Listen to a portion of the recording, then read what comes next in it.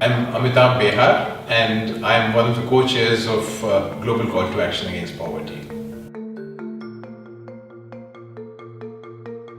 We certainly need a global revolution, as in there's no doubt about that. It's just gone on for too long. The kind of exploitation, oppression, extreme poverty that we see should not be acceptable for anyone.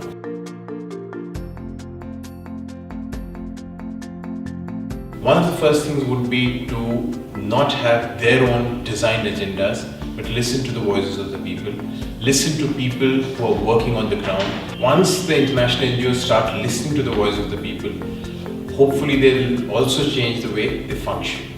And just one final point on this, as a lot of times people say that the whole division of North and South has ended.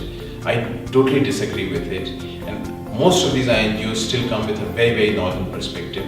That's not going to work because the issues that we're talking of are in the South, and the ways of thinking, ways of functioning, ways of working are very different. So the NGOs need to again make dramatic changes. Maybe that's also part of the revolution that we're talking of.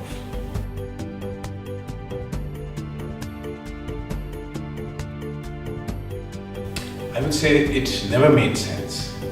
So there's no question of it making sense now. You're talking of changes which are systemic in nature. Because I think there's ample evidence, both academic evidence, practice evidence, which tells us that no problem is independent of its environment. So therefore you just cannot go to a village and say that I'm here to only fix the health issue. Until unless you also work on livelihood, until unless you also work on gender justice, also on education, you'll never be able to find solutions.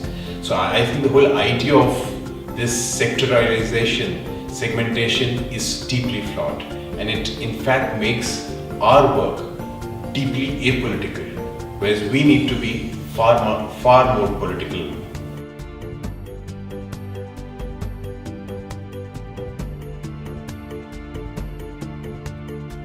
They've started imitating large corporate entities. That needs to change dramatically.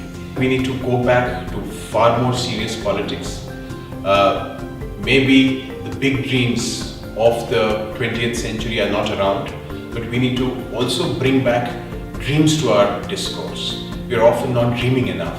Only when you dream big, then you will start finding ways.